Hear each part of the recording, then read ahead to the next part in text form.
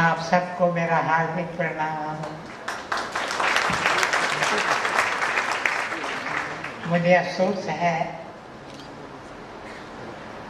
मैं मीठी राष्ट्रभाषा हिंदी भाषा, संतों और सत्पुरुषों की भाषा, संत कबीर, संत तुलसीदास, संत दादू की भाषा पूरी तरह नहीं जानता हूँ। मेरी भाषा तो है प्रेम की भाषा, प्यार की भाषा, मोहब्बत की भाषा, जिस भाषा का एक आवाज ये है, आप सब भिन्न भिन्न प्रांतों का, भिन्न भिन्न धर्मों का, भिन्न भिन्न जातियों का, आप सब एक हैं, एक भारत माता की संतान। जुदाई जलाकर, हाथ हाथ में देकर, एकता और प्रेम की शक्ति में आगे बढ़ो, नवीन भारत बनाओ, सारे संसार पर जादू लगाओ। इस भाषा में, प्रेम और प्यार और मोहब्बत की भाषा में दो चार शब्द मैं आपके चरणों में रखने चाहता हूँ। मेरा पहला शब्द है शुक्रगुजारी का शब्द। मैं बहुत आभारी हूँ ऑनरेबल श्री नरेंद्र मोदी जी का।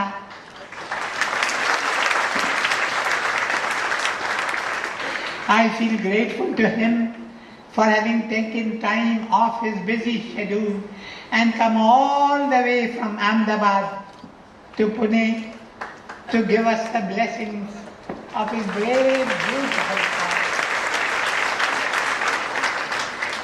He has just inaugurated our Dada Vaswani Nursing College.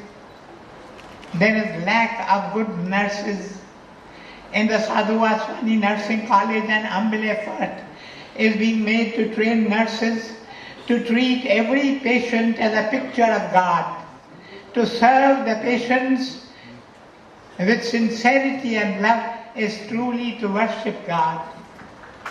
Friends, I am told that when he was young, Shri Narendra Modi wanted to become a sannyasi. He is a sannyasi at heart. He is a teetotaler. He doesn't drink. He doesn't smoke. He is a vegetarian. He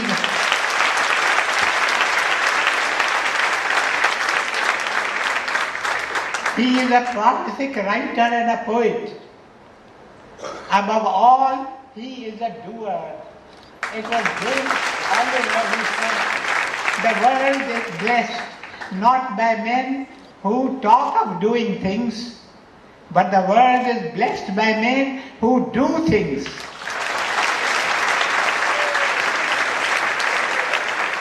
Shri Modi believes in doing things. You will be surprised to know that when his younger brother, Mr. Pankaj, goes to the office, he takes a local bus. He goes in a bus. He does not have a car. The family does not even have a scooter. His mother said, once Narendra found a 1 rupee coin on the road. I told him to spend it on himself, but instead he gave the coin to a poor man's daughter in the village who needed money to buy books and pencils. Such a man is our beloved Shri Narendra Modi. The mother said further, Narendra does all his work by himself, including washing and ironing his clothes.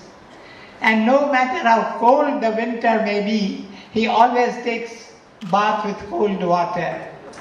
I feel very proud of him, says the mother. And sir, today we feel humbled that you have come and blessed us today with love and humility in our hearts. We greet you And we invoke on you and your work the benedictions of the Lord. Your heart is rich in dreams and aspirations. We pray that they all may be fulfilled in the service of India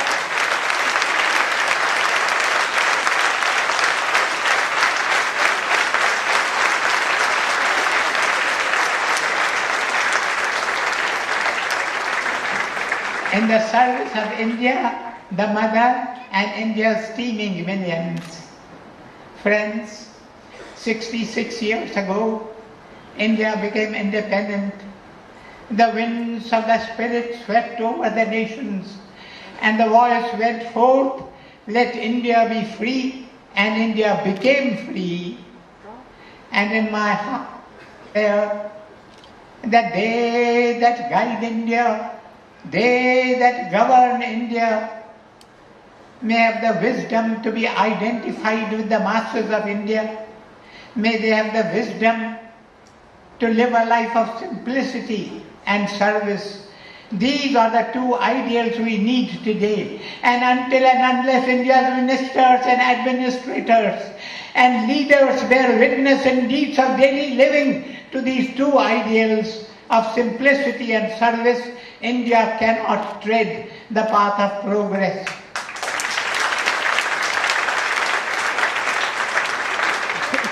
The great task that lies ahead of us is that of building a new Indian nation, a nation of the truly strong, a nation of the truly free.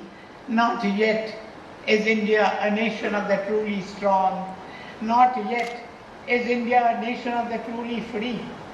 For India, India's unity is sacrificed by the spirit of parochialism and provincialism and casteism. And India still walks the way of imitation. All imitation is weakness. All imitation is emasculation. India does not have the strength to press on to a new dynamic mast of her own genius, her eternal destiny. And India is not a land of the truly free. For millions of our countrymen do not have a roof under which to hide their heads in the cold of wintry nights. Millions of our countrymen do not get 2 full meals a day. Millions of our countrymen do not get medical aid. Millions of our children do not get primary education. India is not yet a land of the truly free. What we need today, what is it that builds a nation? Not money, not any other thing. What builds a nation is character. I believe that the one piteous, the one urgent need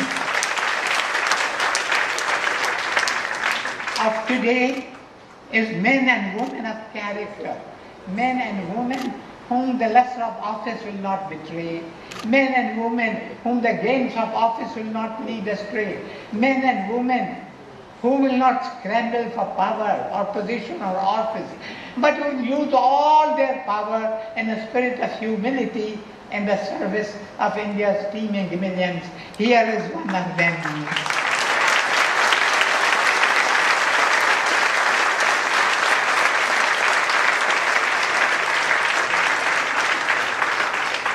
What India needs today is men and women who will serve silently.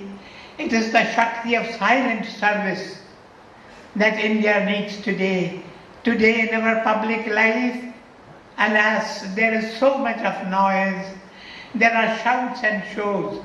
There is the desire to shine. There is the desire to be great. What we need is the Shakti of silent service.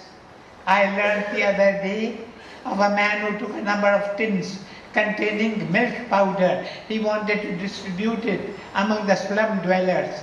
The slum dwellers came and stood in rows.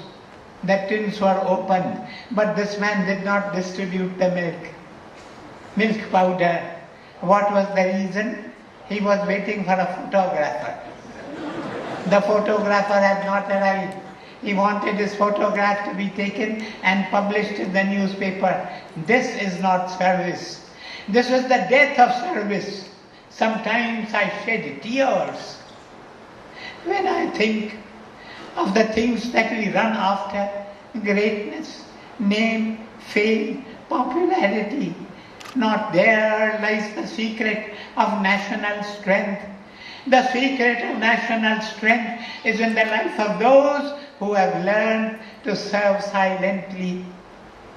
Many years ago, I read concerning one such man. He appeared in ancient China. His name was Li. China was invaded by a foreign power, and the king of China sent a word to this great patriot: take my huge army and go and wage the battle, and may you be victorious. A terrible war is waged, and finally Li comes out victorious, and he writes to the king, sir, my work is done. The fame of the great victory that he has achieved has traveled all over China, and the people rejoice, and the king writes to him saying, Li, grateful is China to you. You have saved China in a day of her crisis. Now come and receive the reward, half the kingdom. The king says, I shall give Li half the kingdom. Let him rule over half the kingdom. I shall rule over the other half. But what does Li do? He writes to the king saying, sir, this is the teaching given to me by my great master. When the work is done, the worker must withdraw.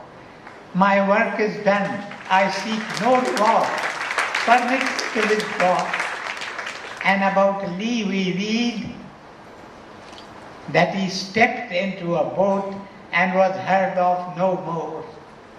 When will we have in different parts of India? When will we have men and women of the type of Li? Today we cling to power. We cling to name and fame and earthly greatness. We scramble after office. When will we have men and women of the type of Li who will be inspired by this great ideal, which was also dear to the heart of the father of the nation, Mahatma Gandhi? When the work is done, the worker must withdraw. Is India really free? Free from poverty, free from hunger, free from strife, from disunity and want?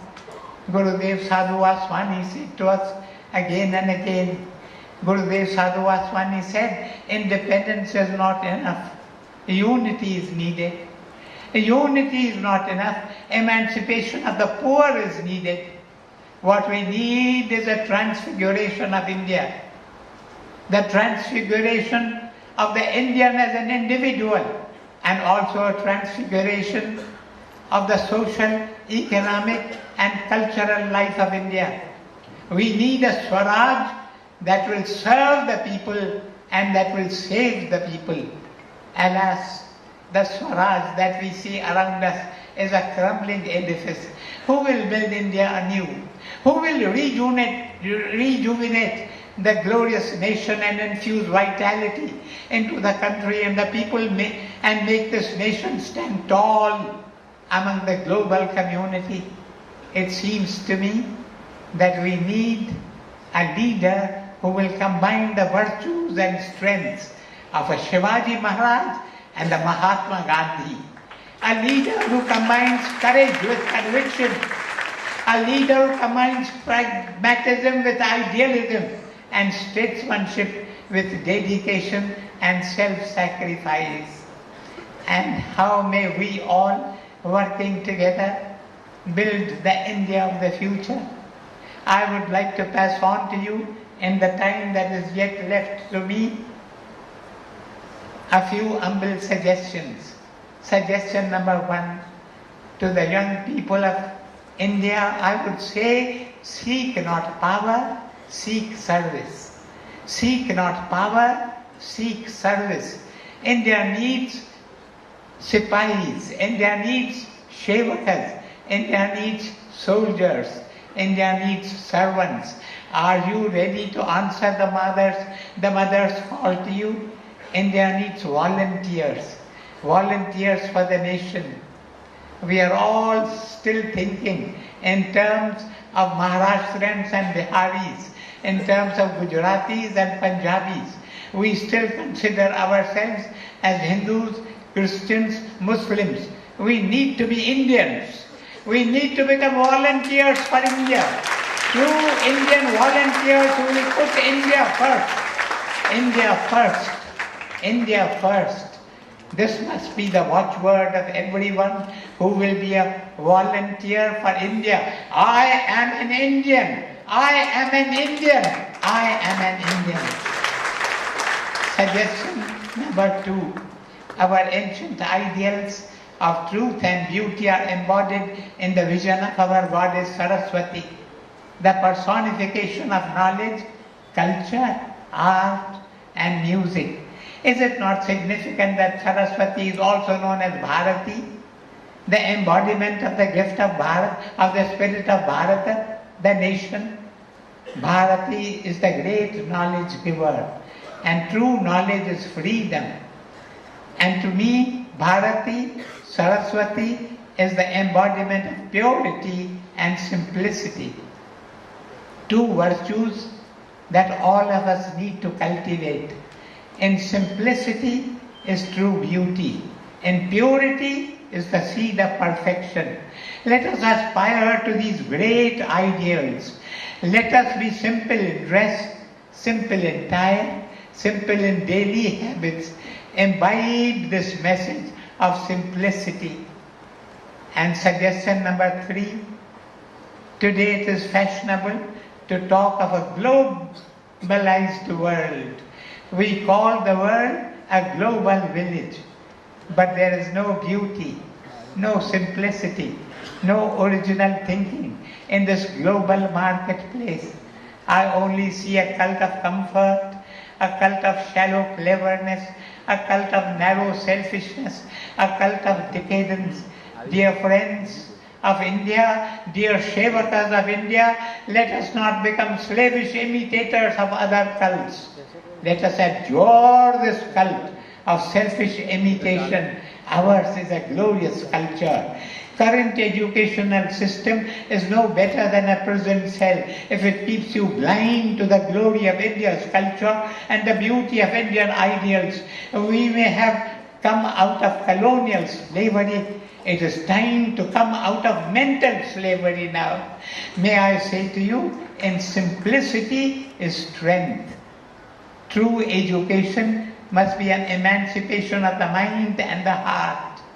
Let us avoid the cult of imitation. Stand up as true Indians in mind, body and spirit. Suggestion number 4. Science and technology are essential. We must study science and technology. Let us be scientific in our approach. But let us ask ourselves, what is it to be scientific? In science you study how to control matter. But far superior to control over matter is control over the mind, control over the self.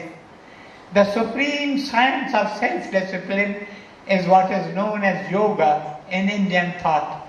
The science of yoga teaches us to control the mind and the will, not for the purpose of aggression and violence, but for the purpose of service and sacrifice. The chaos and confusion that we see everywhere around us will disappear like mist before the morning sun when we learn to practice the science of self-control. I am reminded of an amusing incident in the life of the great Russian leader Maxim Gorky. One day he addressed a rally of peasants and spoke to them concerning the benefits of science. He said, look what science has done for you. Science has taught you how to fly in the air like a bird, and science has taught you how to dive into the depths of an ocean like a fish. Then it is that a simple peasant gets up and says to him, "Sir, what you say is only too true. Science has taught us how to fly in the air like a bird, and science has taught us how to dive into the depths of the ocean like a fish. But science has not taught us how to live on earth in peace and amity with his fellow men." This is what science has not taught us. Why? Because science has not taught us how to awaken our hearts, how to illuminate our hearts. It is awakened hearts that is needed. Friends, science, it is true, has taught us how to reach the moon and walk in space. But science has not taught us how to conquer ourselves. For this we need Atma Vidya. We need science of the spirit. I was moved when I read in the newspaper one day, in big type, "India leads the nations."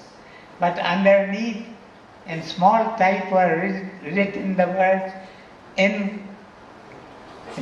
"India leads, but in corruption,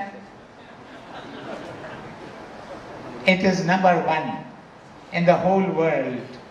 I shudder to think, what will happen to India if India moves along this path? Someone said to me that out of every rupee that is set apart to be spent on the service of the poor people of this country, only 10 paise actually reaches the pockets of the poor. This is what corruption does to us.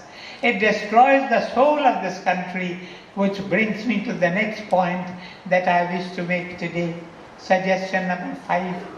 Focus on the poor people. Focus on the farmer, the laborer, the homeless and the illiterate. Anything that does not benefit them cannot benefit the country in the long run. Sympathy, service and sacrifice must take the place of self-interest if we wish to be India's volunteers, India's Shevakas. We are so wrapped up in advanced technologies, enhanced comforts and ever-increasing salaries, we have no time to spare to think of the future of this country. 80 years ago, Gurudev Dada Vaswani founded the Mira movement in education. He wanted an education that should be for life, not livelihood. And to this end he conceptualized a system of education which would integrate the head, the hand and the heart. May I tell you, I often think of modern education as one that has sharpened the brains, the minds of our youth. But in the process of making youngsters smarter, more efficient, more intelligent, more competitive, it has somehow hardened their hearts. I give you the words of Gurudev Dada Vaswani. The end of education is not gains in silver and gold. Is not the end of education is not jobs, but the end of education is service of the poor and suffering ones. Reverence is the root of education and service is the fruit of education. Suggestion number 6. Let me say to you, simplicity and service, sincerity and sacrifice are not easy. They demand courage and conviction, and therefore we need volunteers who are sons and daughters of Shakti, the spirit of courage that knows no deterrence. Courage is what India needs above all else today. The courage to turn your back on corruption and falsehood. The courage to turn your back on illicit gains. And suggestion number 7, my time has travelled fast and I have just one more suggestion to pass on to you. I remember it is better to listen than to speak. And more so when you have to listen to an orator like Shri Narendra Modi, the principal of a Bombay college said to me, as a speaker, Shri Narendra Modi is simply fantastic. I must not stand between you and him. The last suggestion number 7, remember that India's greatest treasure, her greatest inheritance is her spirituality. Gurudev Dada Vaswani believed profoundly in the world mission of India. India, he said, has a great message to deliver to the nations of the East and to the nations of the West. It is the message of synthesis between freedom and spirituality. There can be no true freedom without spirituality. This is the word of India to the nations. You cannot be truly free until you are truly spiritual. Friends, I say to you, India needs volunteers. India needs Shevakas.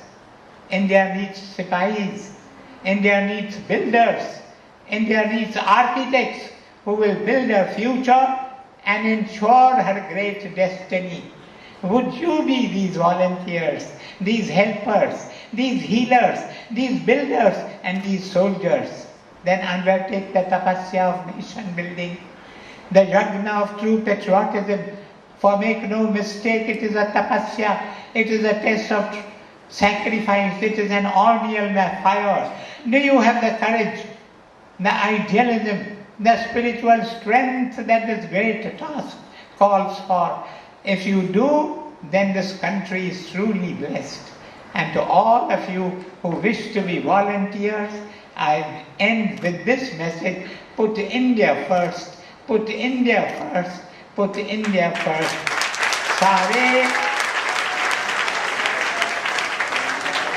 सारे जहान से अच्छा है हिंदुस्तान हमारा, हम बुलबुलें हैं उसकी, वो गुलिस्तान हमारा।